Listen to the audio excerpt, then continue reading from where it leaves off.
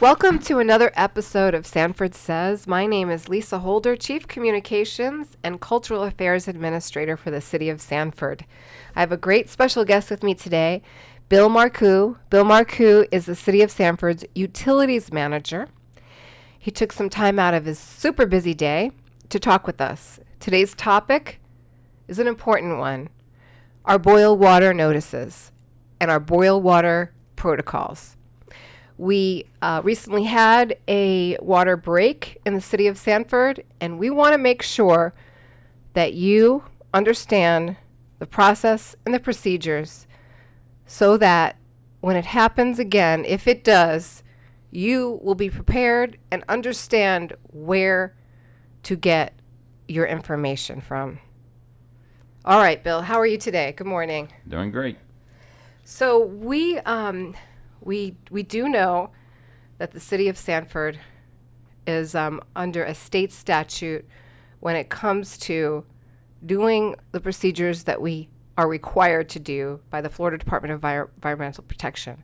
But what I want to start with saying first is we do know how important water is to all of us. It's really a major quality of life scenario. Without water, there's nothing. There's not life. Seriously. So one of the most important things that city government does is provide utilities to our customers, and that is water. In a case like we had last week, it's inconvenience that if something happens with a break, you have to boil your water. But we're going to explain to you in this podcast why things have to be done in the order that we do. And we understand timeliness is extremely important when it comes to you and your families. So, Bill, I know I just mentioned the state statute. I don't know if you just want to briefly explain how that works. Well, utility business is highly regulated. We have permits and regulations that apply to us. And one of those administrative codes or requirements operationally is when things don't work out. And so in the part of the code 62555 talks about when we lose pressure on the system below 20 psi, which is usually what happens when you have a water break. And that is typically the reason why we go to a precautionary boil water notice. Okay. And so the reason about the pressure and how we could ask, or how our customers help with us in terms of mapping, notifying, determining the area. Let's take, for example, and size of a break, how many customers are affected. You turn on your water faucet at home and there's hardly any water coming out. What would you do then? Call City of Sanford. Because why, Bill? How do we need the customers to help us so we can get this problem fixed sooner than later? Yeah, the water distribution system does not have sensors in the system currently that tells us who has water and who doesn't. All we know is that the system is down. It's usually indicated at the plant that the pressures, the demands for water is increasing markedly so they have to ramp that up, suggesting that either a fire or water break. So and when the customer calls in and indicates to us that their service is off, or maybe very low pressure, that helps us map out who's impacted from this break and who should be included in a precautionary boil water notice impact area map or not. And the number, just so we can mention it now, is 407-688-5100. This number is posted many places on the city website, in our utility bills, etc. But that is the number, the 24-hour number to call utilities customer service if there's any sort of problem. But like Bill said, there is a process and a procedure, and it does take time. But the first thing that we want to share with everybody is, how do you stay informed? How do you know that you need to, that you may be under a precautionary boil water notice? Well, there's several ways, right, Bill? There's several ways that we recommend our residents, our customers, to stay connected and stay informed with the city of Sanford. Want to share some of those, Bill? Well, we typically start gathering the information and trying to define that impact area, and working closely with your office, and sometimes we have to engage the public safety officials to communicate in a variety of different ways. If we're just talking about a few houses, we'll start with a door hanger. If we go and elevate that to like a subdivision, we'll have signs that we can put at the entrance of a subdivision, because typically they're served by the same water line. As it grows from there, we may go to a mobile message board that we trailer around town to kind of make people aware. If it's if it's not a subdivision of sorts, but maybe a section of town, that we can do that. We get to a certain point, then we may have to engage messaging to the public involved in a big way. We might have to use Alert Seminole or our Sanford Connects, which we can push messages along the lines of what we used to describe as reverse 911, and they can get a message out very quickly. Then we move that message also onto a variety of different fronts, depending on how big the event is. We'll list it on the website, even if it's a more modest type of water main break. If it gets it's quite significant, we'll post a banner on the top of the website homepage, so it brings attention to it. We will also use our information office to push it in social media. That includes Nextdoor and Facebook, Twitter, and the like. So we really try to send the message out considerably in a variety of different ways, but we try to target the message.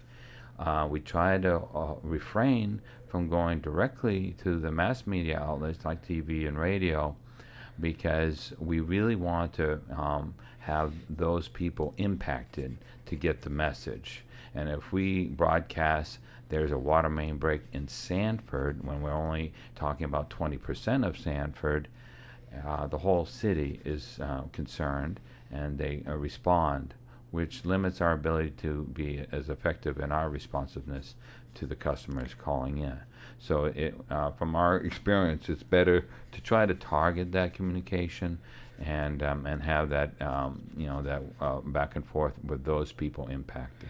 Right. So take, for instance, and let's reiterate, we have several platforms. Number one is our city website, sanfordfl.gov. Not everybody has social media, but we do have our city website. That is your number one source to go to. Go to the city website. On our homepage, we have an emergency alert section. As soon as we can get information up there, you'll see it.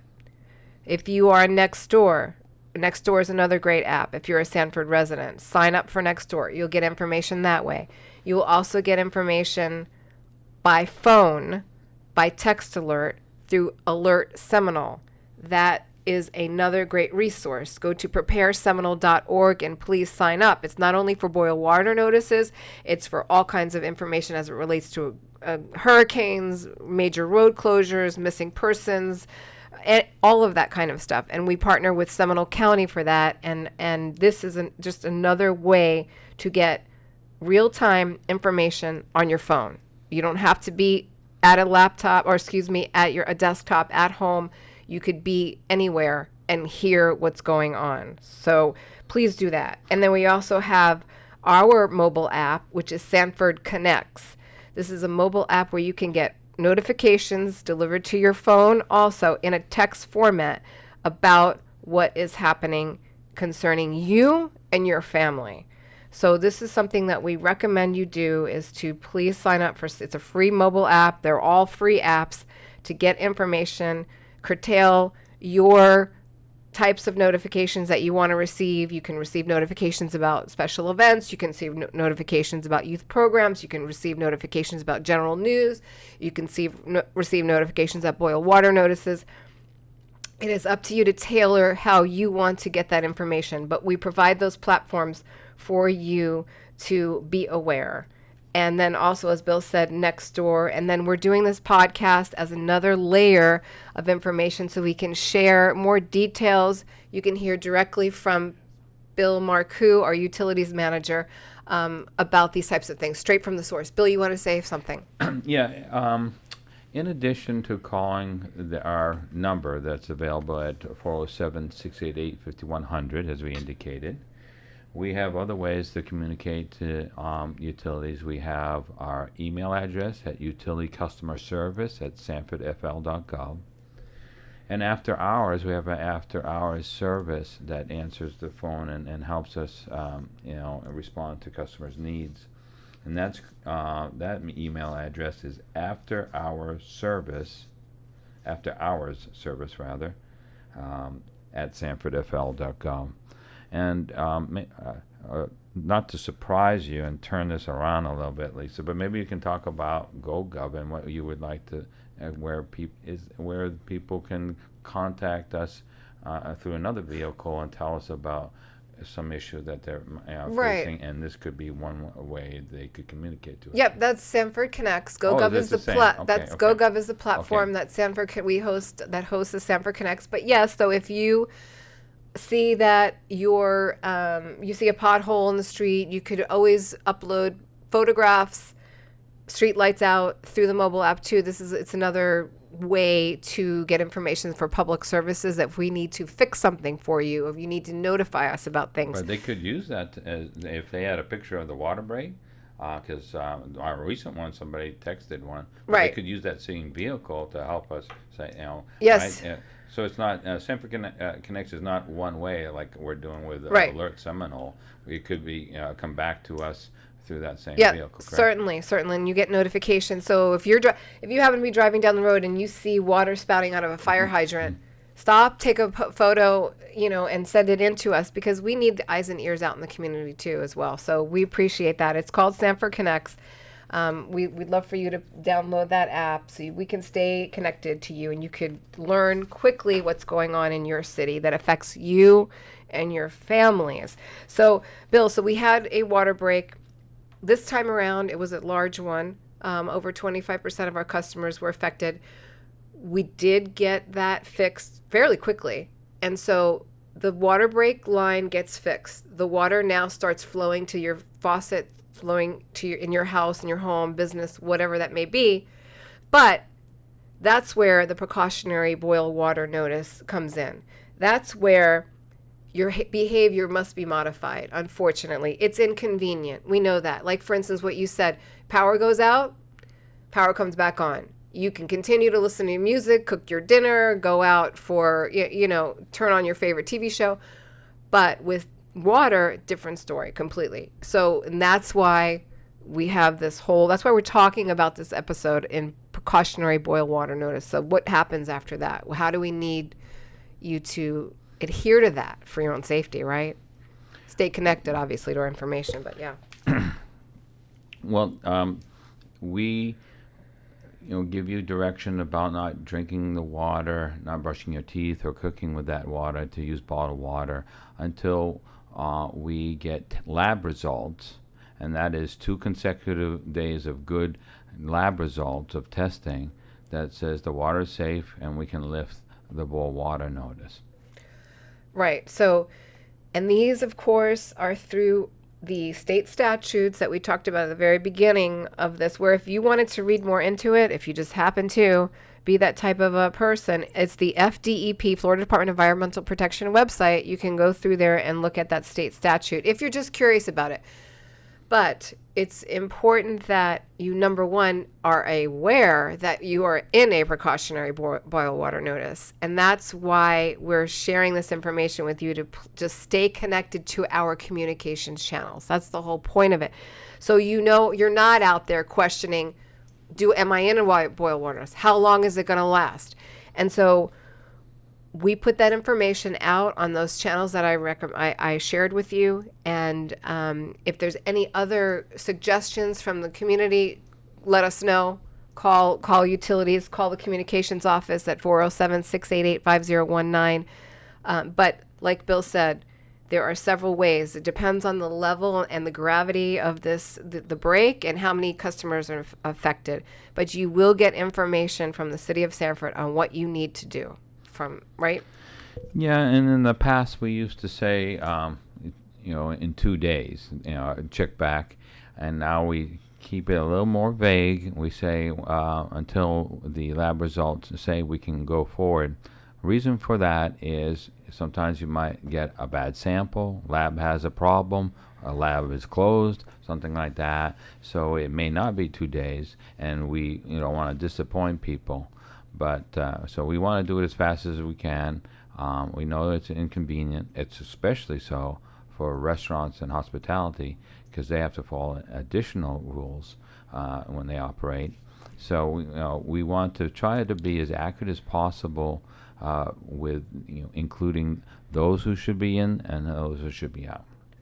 Yes. And so again, we talk about having to modify your behavior. We get that, and it's truly inconvenient, but it's for your own benefit and safety. This past water break, it was over a weekend. So when you talk about the lab that the city of Sanford uses, it was closed on Sunday. So that caused it to be an extra day, Bill. Is that right, for the results too? So yeah, the delays, some matters. Obviously, they're in there and such. So and that was unfortunate. And we can search out maybe additional lab opportunities, but there's not many who do these type of work. So it's not like they're readily available. We'll see and look into that further because it caught us on a bad stretch of days. But typically it's a couple of days and such. Yeah. So I think that the whole concern is being aware and not knowing. To me, that would be scary, yes, and confusing. I live in the city myself, but you just want to be engaged and connected. And the ways that we do that is, like we said, with our communications channels. And they're there for you to use. Share this with your neighbor. Share this with your people that live in your household. But that's how we can get the information out, and it's coming straight from the source. And the timeliness of it and the accuracy of it is extremely important, and the city of Sanford is aware of that. And you heard here how the process works. We need your help. Water's not working in your house, please call customer service. It'll take some time, right, Bill, to get the map going, but you can rest assured as soon as we know, it'll be available to you. Correct? Yeah, I mean, we have, if you think about it, we have to respond with a work crew. This particular break, we were able to bring the service up in an hour by isolating valves, but oftentimes there's work to be done that can take much longer. So we appreciate your indulgence on that. Some feedback in the past has been, why don't we do a daily update that says basically where it's continuing, the boil water is continuing. So kind of exploring, the reason and how we best approach that for that, because our initial statement is that until we get satisfactory lab results, we can't lift it. But even so, some people still want us to say that, I guess, one more time or something. But that will be the end point, is when we get those good test results back. And again, we appreciate people's indulgence and adherence to what we're suggesting. But it's just that it's just the nature of infrastructure. It's not always 100% online. Right. And so Then at the time that we get the results back, and then we can lift the boil water notice, this is the same exact way when we put the information out there. You have a precautionary boil water notice, you would be receiving information that the boil water notice has been lifted. So we can't reiterate enough that sign up. If you're on social media, great. Facebook, Instagram, Twitter. City website, number one, sanfordfl.gov. Not everybody is on social media. We understand that. But we know that people can access the internet 99% of the time. It's on the website. If you have a question, wait a minute, is this happening? Really? Go to the website. Go to the city website. And also, Nextdoor. Nextdoor is specifically designed for residents and information that has to do with residents. And then we have, like I said, the Sanford Connects mobile app. That's something else you can sign up for free. You'll get a text notification, so you will not be in the dark as to what is happening to you and your families. And then, of course, number one is the Alert Seminole. Like I said, they partner with us. They do a fantastic job. And we recommend that you get notified through Alert Seminole as well. So, Bill, is there any other things that we need to underscore here? It is an unfortunate situation. It's highly inconvenient. Like we mentioned, you have to modify your behavior. Boiling water is it's not fun, I'm sure, but it's for your safety, and just adhere to what the city of Sanford is sharing because it's coming from the source. Yeah, it's real important to get your input as a customer of the city of Sanford. We have over 300 miles of water lines, okay? And so we get a water break. The more information, the quicker we'll be able to find that break. As you indicated, if you happen upon it, as we got some pictures from Lake Mary Boulevard where this break occurred last week, then we can really pinpoint where we can bring our resources. But absent, that kind of detail, that kind of information, we have to ride the roads and try to determine exactly where this is happening. We'll be launching a system in the fall where we're changing out our water meters to a new system, and that platform will allow us to monitor pressure throughout the city much improved. And so we'll be able to see, exactly, well, not exactly, but at least the side of town, maybe, down to the neighborhood level, where this break could be. Absent that, we need your feedback. And and even when we'll have that system, until we really test it out, we will still want to rely on customer feedback. So if you see you're having problems, or you see as you're driving around the streets, please give that feedback to us. That will help remedy the situation that much quicker. Thank you, Bill. Bill Marcoux, the City of Sanford Utilities Manager. We'll be checking in with you again on that new project, the water meter replacement. The utility department's been a hot topic lately, and it's quite important. And so that's what these episodes are for, is to share information about our services to you, our customer. Well, thank you for listening today. We hope you're a little more enlightened as to what happens and why things are done here at the City of Sanford. You were listening to an episode about precautionary boil water notices and why we do what we do. Thank you for listening. This is Lisa Holder, Chief Communications and Cultural Affairs Administrator. You're listening to Sanford Says. You can subscribe to this podcast wherever you listen to your favorite podcasts and on the city website at sanfordfl.gov. Thank you for listening. Have a great day. Bye now.